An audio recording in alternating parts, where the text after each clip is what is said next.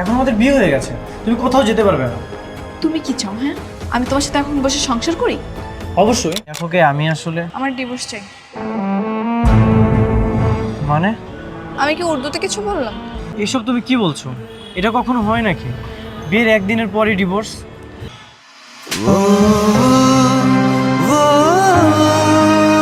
মুখ সামলে কথা বলো। আমার ডিভোর্স লাগবে মানে লাগবে। আর তুমি ডিভোর্স দাও বা না দাও, আমি তোমার সাথে কখনো সংসারই করবো না।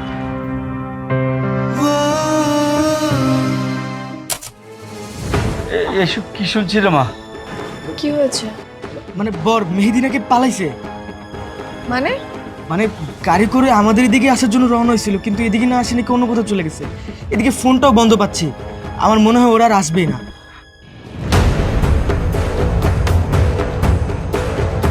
আমি জানতাম এরকমই কিছু একটা হবে। আরে জোর করে কি বিয়ে শাদী হয়?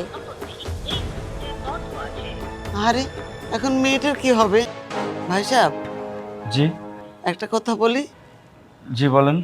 রনি তো কেয়াকে পছন্দ করে, তাহলে রনির সঙ্গে কেয়ার বিয়াটা দিয়ে দেন। কিন্তু আমার মেয়ে তো রনিকে বিয়ে করতে রাজি না। আমি নিশ্চিত ওই ছেলে পালায় বিদেশ চলে গেছে, ও আর এই দেশে ফিরে আসবে না। আপনার সম্মান যদি বাঁচাতে চান, এই মেয়েরে আপনার ভাগ্নের সাথে বিয়ে দিয়ে দেন। আপা, আপনার কি মত? বিয়েটা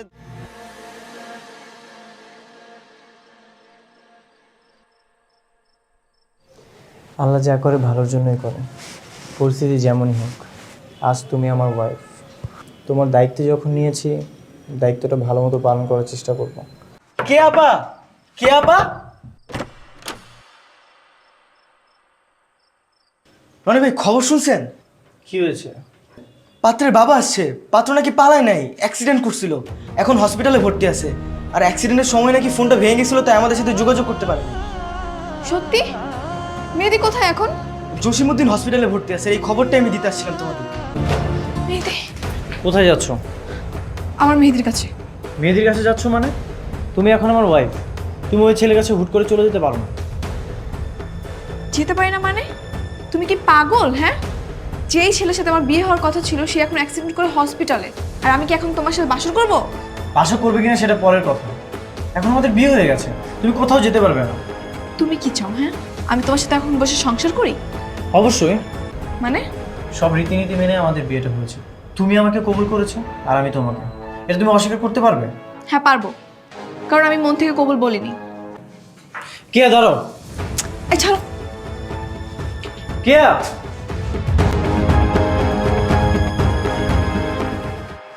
আঙ্কেল, আঙ্কেল মেহেদি কোথায়? ওর কি হয়েছে? কিভাবে অ্যাক্সিডেন্ট হলো আঙ্কেল? ও এখন কেমন আছে? দেখি প্লিজ একটু সাইড। ডাক্তার সাহেব, ডাক্তার সাহেব ভিতরে আমার ছেলের অবস্থা এখন কেমন? আচ্ছা শুনুন, পেশেন্টের অবস্থা খুবই সিরিয়াস, মানে মাথার মধ্যে প্রচণ্ড আঘাত পেয়েছে। রিপোর্ট না আসা পর্যন্ত আমরা কে? তোমার জন্য চা এনেছি। আমার ডিভোর্স চাই। মানে আমি কি উর্দুতে কিছু বললাম? চলো লয়ার কাছে, আজকের মধ্যে সবকিছুর ব্যবস্থা করে ফেলবো। এসব তুমি কি বলছো? এটা কখনো হয় নাকি? বিয়ের একদিনের পরই ডিভোর্স? লোকে শুনলে তো হাসাহাসি করবে। আমার বিয়েটা একটা অ্যাক্সিডেন্ট ছিল, আমি মেহেদিকে এখনো ভালোবাসি। তুমি তো মেহেদিকে জোর করে বিয়ে করতে যাচ্ছিলে, ও তো তোমাকে পছন্দ করে না। আই তোমাকে বলছে? ও এসে বলছে যে ও আমাকে পছন্দ করে না? দেখো কে, এখন যদি তুমি এমন কিছু করো তাহলে আমার মান সম্মান তো কিছুই থাকবে না। আচ্ছা, তুমি ভাগ্যকে মেনে নাও না। আচ্ছা, মেহেদি যদি পালিয়ে যেত, ও যদি অ্যাক্সিডেন্টে মারা যেত, তাহলে তো তোমাকে মেনে নিতেই হতো, তাই না? মুখ সামলে কথা বলো। মেহেদিকে নিয়ে আর একটা উল্টাপাল্টা কথা বলবা না। আমার ডিভোর্স লাগবে মানে লাগবে। আর তুমি ডিভোর্স দাও বা না দাও, আমি তোমার সাথে কখনো সংসারই করবো না।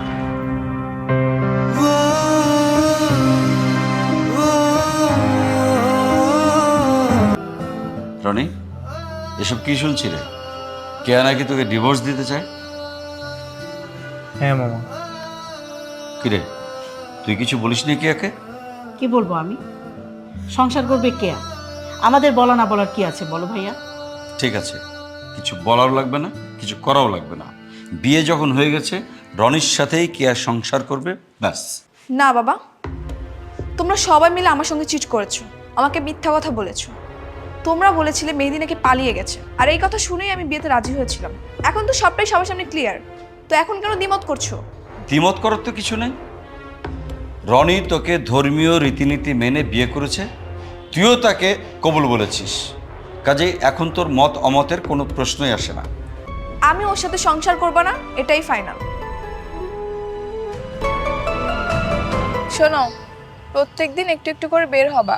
এভাবে বাসার মধ্যে বসে থাকলে কি তুমি সুস্থ হবে নাকি? হ্যাঁ, আমি তোমাকে নিয়ে প্রত্যেকদিন বের হবো, ওকে? তোমার স্বামী তো রাগ করবে। কিসের স্বামী? হ্যাঁ, তোমাকে বলছি আমি ওকে ডিভোর্স দিব। তুমি যেহেতু বিয়েটা করেই ফেলেছো, তুমিও মন থেকে মেনে নাও। একদম খুন করে ফেলবো বলতেছি। এই, তুমি কি ফাইজলামি করতেছো আমার সঙ্গে? হ্যাঁ, তোমার জন্য আমি পুরো ফ্যামিলির সঙ্গে যুদ্ধ করতেছি, আর এখন তুমি ফর্মালিটিস দেখাচ্ছ। না মানে কি না মানে? না মানে হ্যাঁ, কোনো মানেটা আমি বুঝি না। আমি তোমাকে ভালোবাসি, তোমাকে বিয়ে করব। আমাকে ভালোবাসলে অবশ্যই আমার জন্য অপেক্ষা করতে, অন্য কাউকে বিয়ে করতে পারতে না। নিশ্চয়ই তোমার ভালোবাসার ভিতরে খাচ্ছিল। তুমি প্লিজ বিষয়টা ভেবে দেখো। আমার ফ্যামিলি তো মানবে না।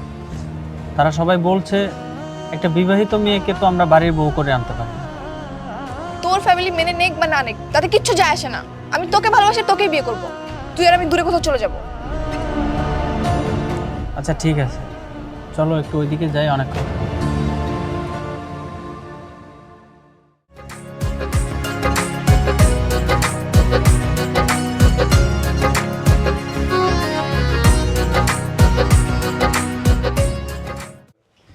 সেজে গুজে বসে আছো, কোথাও যাচ্ছো?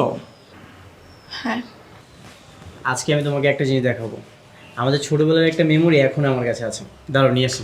দাঁড়াও, তার আগে এটা দেখো। কি এটা? Divorce letter.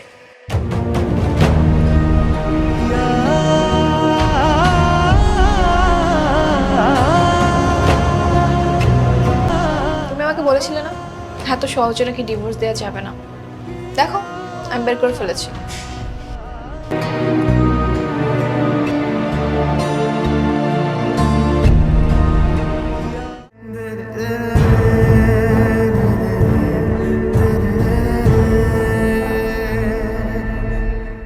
আসসালামু আলাইকুম আঙ্কেল।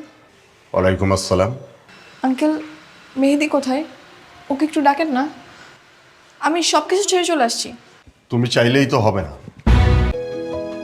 আঙ্কেল প্লিজ এইভাবে বলবেন না আঙ্কেল। আমি আমার ফ্যামিলি, হাজবেন্ড সব কিছু ছেড়ে চলে আসছি আপনার ছেলের জন্য। আপনারা যদি এখন এইভাবে বলেন আমি কোথায় যাব আঙ্কেল? একটু বোঝার চেষ্টা করেন। এখন এসব কথা বলে এখানে কোনো লাভ হবে না, আমি যা বলার বলে দিয়েছি। আঙ্কেল প্লিজ আমাকে তাড়িয়ে দিবেন না আঙ্কেল। আমি কই যাব বলেন?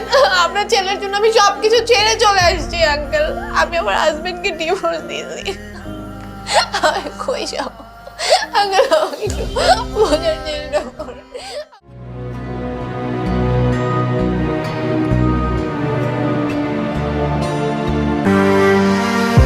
কেন কিছু বলো। আমি আসলে আমি জানি তুমি আমাকে কি বলতে চাও। ডিভোর্স পেপারে সাইন করে দিয়েছি কিনা এটাই তো বলতে চাও? এই নাও, সাইন করে দিয়েছি।